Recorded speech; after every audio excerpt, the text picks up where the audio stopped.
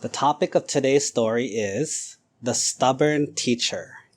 Now, today I want to tell you a story about two very, very famous Buddhist monks and their origin story. Now, have you ever heard of the names Sariputta and Moggallana? In the Buddha's time, those were the two most powerful, strongest, most popular and loved monks of the Buddha's time. They were considered the right hand of the Buddha and the left hand. The right-hand monk of the Buddha was named Sariputta. The left-hand monk was named Moggallana. Sariputta was the greatest in what? Do you remember? He was the greatest in wisdom. He was the smartest. But Moggallana was the greatest in what? Supernatural powers. So he had the most power, second to the Buddha. But Sariputta had a very high level of wisdom, second to the Buddha. Now, I want to tell you a little bit about their origin story, about how they started. Now, they were born to two different families, right? They were good friends ever since they were little boys. And they were best friends. Each person had like 500 people who followed them. Like a bunch of people who were like their friends and, play friends and stuff like that. Now, when they got older to a certain age, they decided to go to a festival, like a fair. And when they went there, the first day, they had so much fun. They played all the games, they ate all the food, and they watched all the dancing and the music. And then they said, I want to come back for a second day. And then they came back a second day. And they watched the same play, eat the same food, listen to the same music. And they were like, this is less fun. And they kept coming back.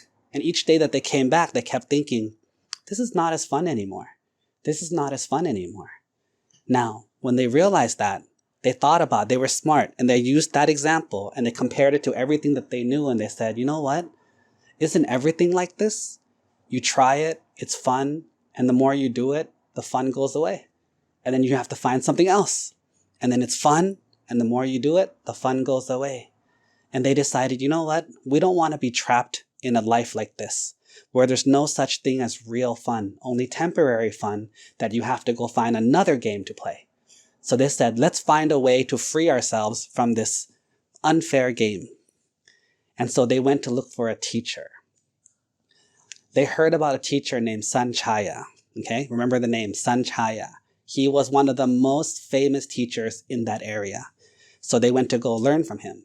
And he had a lot of students. But when he saw these two boys coming with their friends, now he has a lot more students.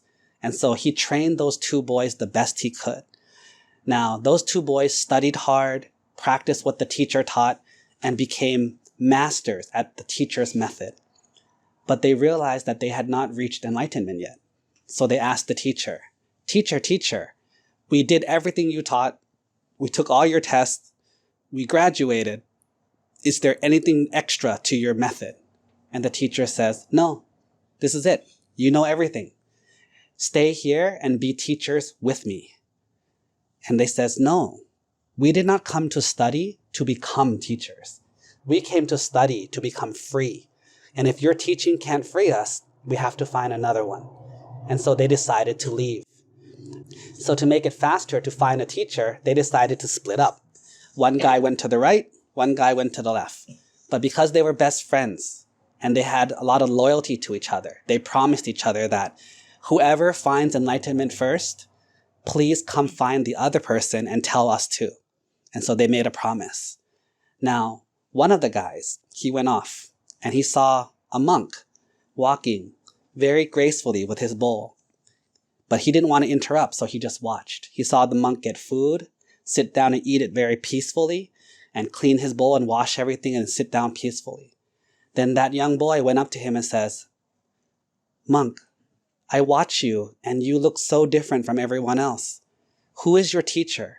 What does he teach? And that monk says, I am but a newly ordained monk. Like I just became a monk. I don't know a lot.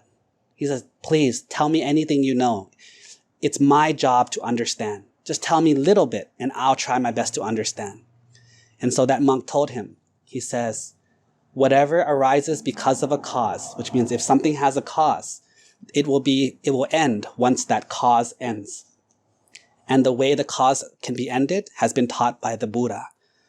When that boy heard that, he got so excited and he used his wisdom to become enlightened as a first level enlightened, a Sotapanna. He quickly went back to his buddy. He wanted to go see the Buddha first, right? He really wanted to go see the Buddha, but he decided to keep his word to his friend. And he went to find his friend and told him the same message, and then his friend became enlightened as the first level Sotapanna also. Now, these two boys had a great amount of loyalty. And remember how we were talking about yesterday? How you have a Bupakari, which is the person that gives the favor first? That's the teacher. And the Katanyu Kataweti, which means repaying a favor. So, instead of running to the Buddha, you know where they went? They went to go see their old teacher, Sanchaya, to give him an opportunity to get enlightened too. So when they went to Sanchaya and said, "Teacher, teacher, we found out that a Buddha exists in the world. There's a Buddha in the world now. He's been reborn as a Buddha. Let's go see him." Guess what Sanchaya said? He says, "No, I don't want to go." They're like, "Why not, teacher?" He's like, "I'm a famous teacher. Like, I have all these students. Why would I go be the student of someone else?" And they said, "Teacher, a Buddha is like something that almost never happened. It's a miracle. It's so rare. And there's one Buddha in the world. We should go see him." And Sanchaya says, "No, I can't. I'm a teacher. I can't go become a student." And they asked him again and again. And Sanchaya kept on saying, "No, I'm old. I'm famous. I have a school. I've been a teacher for so long. I can't become someone's student." Finally, the boys kept asking, and Sanchaya said this last sentence. He says, "Tell me, boys, are there more smart people or dumb people in this world?" And the boy says, "Of course there's more dumb people than smart people." He says, "Well, then let your teacher, the Buddha, be the teacher to the wise, and I will stay here and be the teacher to the dumb." They said, "Please, teacher, don't think like this." He's like, "Be gone." And so they left. But all their students that were the friends of the two little boys, they went too. And so Sanchaya's school ended up becoming empty. Not a lot of people left. And he felt so embarrassed, he felt so frustrated that he got a heart attack and died. Those two boys, when they met the Buddha, along with all their students, most of them became enlightened. And the two boys had to work a little harder, but then they became fully enlightened also.